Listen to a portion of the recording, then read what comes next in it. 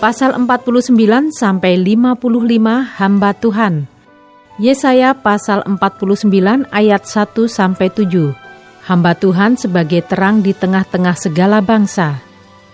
Dengarkanlah aku, hai pulau-pulau, perhatikanlah, hai bangsa-bangsa yang jauh. Tuhan telah memanggil aku sejak dari kandungan, telah menyebut namaku sejak dari perut ibuku. Ia telah membuat mulutku sebagai pedang yang tajam, dan membuat aku berlindung dalam naungan tangannya. Ia telah membuat aku menjadi anak panah yang runcing, dan menyembunyikan aku dalam tabung panahnya. Ia berfirman kepadaku, Engkau adalah hambaku, Israel, dan olehmu aku akan menyatakan keagunganku. Tetapi aku berkata, aku telah bersusah-susah dengan percuma, dan telah menghabiskan kekuatanku dengan sia-sia dan tak berguna. Namun hakku terjamin pada Tuhan, dan upahku pada Allahku. Maka sekarang firman Tuhan yang membentuk aku sejak dari kandungan untuk menjadi hambanya, untuk mengembalikan Yakub kepadanya, dan supaya Israel dikumpulkan kepadanya. Maka aku dipermuliakan di mata Tuhan, dan Allahku menjadi kekuatanku. Firman-Nya, terlalu sedikit bagimu hanya untuk menjadi hambaku, untuk menegakkan suku-suku Yakub, dan untuk mengembalikan orang-orang Israel yang masih terpelihara. Tetapi aku akan membuat engkau menjadi terang bagi bangsa-bangsa, supaya keselamatan yang daripadaku sampai ke ujung bumi. Beginilah firman Tuhan, penebus Israel, Allahnya yang Maha Kudus.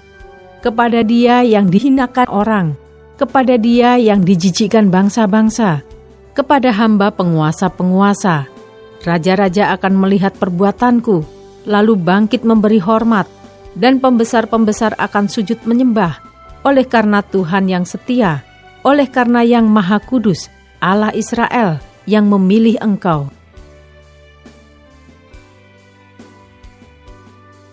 Ayat 8-26, Sion dipulihkan. Beginilah firman Tuhan, pada waktu aku berkenan, aku akan menjawab engkau. Dan pada hari aku menyelamatkan, aku akan menolong engkau. Aku telah membentuk dan memberi engkau menjadi perjanjian bagi umat manusia, untuk membangunkan bumi kembali dan untuk membagi-bagikan tanah pusaka yang sudah sunyi sepi, untuk mengatakan kepada orang-orang yang terkurung, keluarlah, kepada orang-orang yang ada di dalam gelap, tampillah. Di sepanjang jalan mereka seperti domba yang tidak pernah kekurangan rumput, dan di segala bukit gundul pun tersedia rumput bagi mereka. Mereka tidak menjadi lapar atau haus. Angin hangat dan terik matahari tidak akan menimpa mereka, sebab penyayang mereka akan memimpin mereka dan akan menuntun mereka ke dekat sumber-sumber air. Aku akan membuat segala gunungku menjadi jalan, dan segala jalan rayaku akan kuratakan. Lihat, ada orang yang datang dari jauh, ada dari utara dan dari barat, dan ada dari tanah Sinim.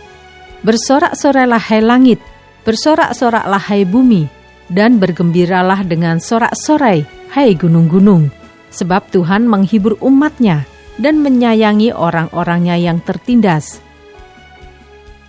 Sion berkata, Tuhan telah meninggalkan aku, dan Tuhanku telah melupakan aku. Dapatkah seorang perempuan melupakan bayinya, sehingga ia tidak menyayangi anak dari kandungannya? Sekalipun dia melupakannya, aku tidak akan melupakan engkau. Lihat, aku telah melukiskan engkau di telapak tanganku, tembok-tembokmu tetap di ruang mataku. Orang-orang yang membangun engkau datang bersegera, tetapi orang-orang yang merombak dan merusak engkau meninggalkan engkau.